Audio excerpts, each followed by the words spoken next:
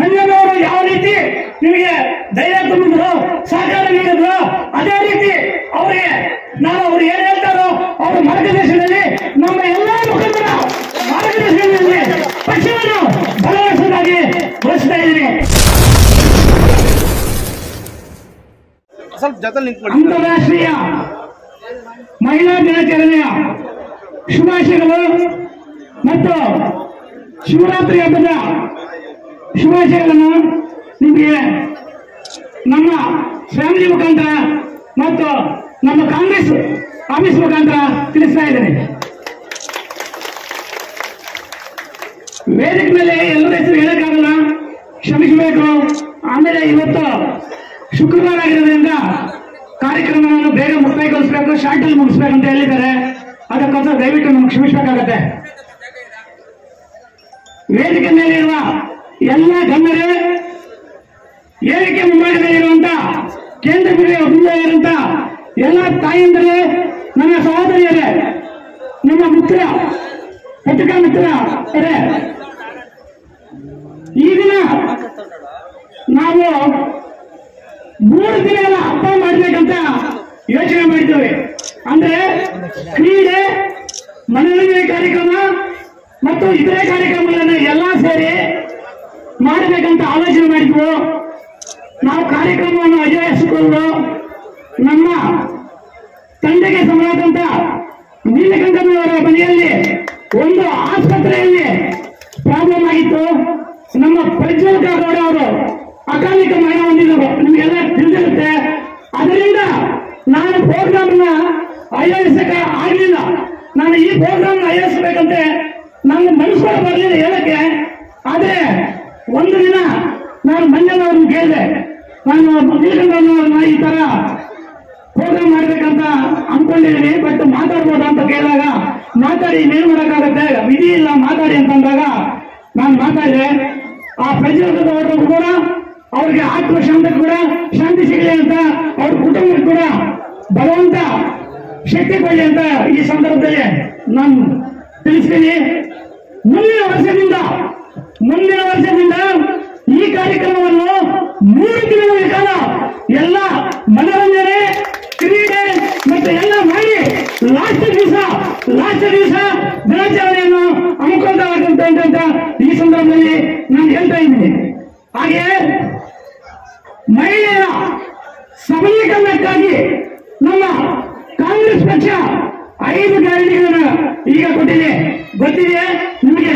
ಮಹಿಳೆಯರ ಸಬಲೀಕರಣಕ್ಕಾಗಿ ಮಹಿಳೆಯರು ಈ ಸಮಾಜದ ಕಲ್ಲು, ನಿಮ್ಗೆಲ್ಲ ಗೊತ್ತಿದೆ.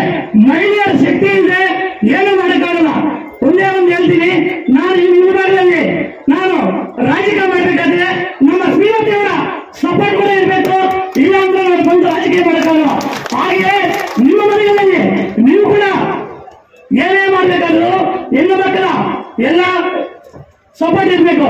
ಹೆಣ್ಣು ಮಕ್ಕಳನ್ನ ಭಗವಂತನಿಗೆ ಹೋಲಿಸ್ತಾರೆ, ಗೊತ್ತಿದೆ ನಿಮಗೆ. ಲಕ್ಷ್ಮಿಗೆ ಹೋಲಿಸ್ತಾರೆ, ಸರಸ್ವತಿಗೆ ಹೋಲಿಸ್ತಾರೆ, ಮೂಲ ಶಕ್ತಿಗೆ ಹೋಲಿಸ್ತಾರೆ. ನಮ್ಮ ಅಜ್ಜಗೆ ನಮ್ಮ ಹಿರಿಯ ಹೆಸರು ಭಾರತಿ, ನಮ್ಮ ಹಿರಿಯ ಕೂಡ ನಮ್ಮ ಮಹಿಳೆಯ ಹೆಸರೇ, ನಿಮಗೆಲ್ಲ ಗೊತ್ತಿದೆ, ಭಾರತ ಮಾತೆ. ಹಾಗೆ ನಮ್ಮ ಸಬಲೀಕರಣಕ್ಕಾಗಿ, ಹೆಣ್ಣು ಮಕ್ಕಳ ಸಬಲೀಕರಣಕ್ಕಾಗಿ 5 ಗ್ಯಾರಂಟಿಗಳನ್ನ ಘೋಷಣೆ ಮಾಡಿದ್ದಾರೆ. 5 ಗ್ಯಾರಂಟಿಗಳನ್ನು ಕೂಡ ಬಡ ಮಕ್ಕಳಿಗೋಸ್ಕರ ಘೋಷಣೆ ಮಾಡಿದ್ರೆ, ಕೆಲವು ರಾಜಕೀಯ ಪಕ್ಷಗಳು ದೇಶ ದಿವಾಳಿ ಆಗುತ್ತೆ ಅಂತ ಟೀಕೆ ಮಾಡ್ತಾರೆ. ಮೊನ್ನೆ ಲಾಸ್ಟ್ ವೀಕಲ್ಲಿ ಟಿವಿಯಲ್ಲಿ ಬರ್ತಾ ಇತ್ತು, ಭಾರತ ಸರ್ಕಾರ ಈ 5 ವರ್ಷದಲ್ಲಿ 10 ಲಕ್ಷ ಕೋಟಿ ಮನ್ನಾ ಮಾಡಿದೆ. 10 ಲಕ್ಷ ಕೋಟಿ ಮನ್ನಾ ಮಾಡಿದಾಗ ದೇಶ ಜೀವಂತವಾಗಿಲ್ಲ. ಬಡ ಹೆಣ್ಣು ಮಕ್ಕಳಿಗೆ ಗ್ಯಾರಂಟಿ ಯೋಜನೆಗಳನ್ನ ಅವರು ಕೂಲಿ ಮಾಡ್ತಾರಲ್ಲ, ಅವ್ರು ಏನೋ ಒಂದು ಸ್ವಲ್ಪ ಸಹಾಯಕ ಆಗುತ್ತೆ, ಮಕ್ಕಳಿಗೆ ಸಹಾಯ ಆಗುತ್ತೆ. ಎಷ್ಟೋ ಹೆಣ್ಣು ಮಕ್ಕಳು ಈಗ ಬೆಂಗಳೂರಲ್ಲಿ ಕೆಲಸ ಮಾಡ್ತಾರೆ, 10,000ಕ್ಕೆ 15,000ಕ್ಕೆ ಪಿಜಿಗಳಲ್ಲಿ ಕೆಲಸ ಮಾಡ್ತಾರೆ, 5,000 6,000 ಮನೆಯಲ್ಲಿ ಕಳಿಸ್ತಾರೆ. ಇದೆಲ್ಲ ದೊಡ್ಡ ದೊಡ್ಡ ಶ್ರೀಮಂತರಿಗೆ, ಉದ್ಯಮಗಳಿಗೆ ಕಳಿಸ್ತಾ ಇಲ್ಲ. ಬಡ ಮಕ್ಕಳಿಗೆ ಮಾಡಿರುವಂತ ಸಬಲೀಕರಣದ ಅಮೌಂಟ್ ಅನ್ನ ಟೀಕೆ ಮಾಡ್ತಾರೆ. ಆದ್ರೆ ಈಗ ದೊಡ್ಡ ದೊಡ್ಡ ರಾಜಕೀಯ ವ್ಯಕ್ತಿಗಳಿಗೆ, ಉದ್ಯಮಿಗಳಿಗೆ ಮನ್ನಾ ಮಾಡುವಂತ ಯಾವುದು ಕಣ್ಣಿಗೆ ಕಾಣಿಸಲಿಲ್ಲ. ನಿಮಗೆ ಸರ್ಕಾರದಿಂದ ಮಾರ್ಕ್ಸ್ ಕಲಿಸಿದಾಗ ಭಾರತ ಸರ್ಕಾರದಿಂದ ಈ 5 ಗ್ಯಾರಂಟಿಗಳ ಜೊತೆಗೆ ಇನ್ನು 5 ಗ್ಯಾರಂಟಿಗಳನ್ನು ತನ್ನಿ ನಾವು ಸಾಧಿಸ್ತೇವೆ ಅಂತ ಹೇಳ್ಬಿಟ್ಟು ಈ ಸಂದರ್ಭದಲ್ಲಿ ನಾನು ಮನವಿ ಮಾಡ್ಕೊತಾ ಇದ್ದೀನಿ. ನಾವು ನೀವು ಇದೇ ತರ ಹೆಣ್ಣು ಮಕ್ಕಳು ಕೊಟ್ಟಿರುವ ಸಂವಿಧಾನಗಳನ್ನು ನೀವು ಟೀಕೆ ಮಾಡೋದಾದ್ರೆ ಮುಂದಿನ ದಿನಗಳಲ್ಲಿ ಬಡ ಮಕ್ಕಳು ಹೆಣ್ಣು ಮಕ್ಕಳು ಧನ್ಯ ಹೇಳ್ತಾರೆ ಅಂತ ಹೇಳ್ಬಿಟ್ಟು ಈ ಸಮಾಮುಖ ಅಂತ ಮಕ್ಕಳ ಎಚ್ಚರಿಕೆ ಕೊಡ್ತಾ ಇದ್ದೀನಿ ಅಂತ ನನಗೆ ಈ 2 ಮಾತುಗಳನ್ನ ಅವಕಾಶ ಮಾಡಿಕೊಡಬೇಕೆ. ಮುಂದಿನ ದಿನಗಳಲ್ಲಿ ನಮ್ಮ ಕೊತ್ತೂರು ಮಂಜನವರ ಸಪೋರ್ಟದೊಂದಿಗೆ ನಾನು ನಿಮ್ಮ ಜೊತೆಯಲ್ಲಿ ಮಂಜನವರು ಯಾವ ರೀತಿ ನಿಮಗೆ ಧೈರ್ಯ ತುಂಬಿದ್ರು, ಸಹಕಾರ ನೀಡಿದ್ರು, ಅದೇ ರೀತಿ ಅವರಿಗೆ ನಾನು ಅವ್ರು ಏನ್ ಹೇಳ್ತಾರೋ ಅವರ ಮಾರ್ಗದರ್ಶನದಲ್ಲಿ ನಮ್ಮ ಎಲ್ಲಾ ಮುಖಂಡರ ಮಾರ್ಗದರ್ಶನದಲ್ಲಿ ಪಕ್ಷವನ್ನು ಬಲವರ್ಸೋದಾಗಿ ಘೋಷಿಸ್ತಾ ಇದ್ದೀನಿ. ಜೈ ಹಿಂದ್, ಜೈ ಕಾಂಗ್ರೆಸ್, ಜೈ ಕರ್ನಾಟಕ.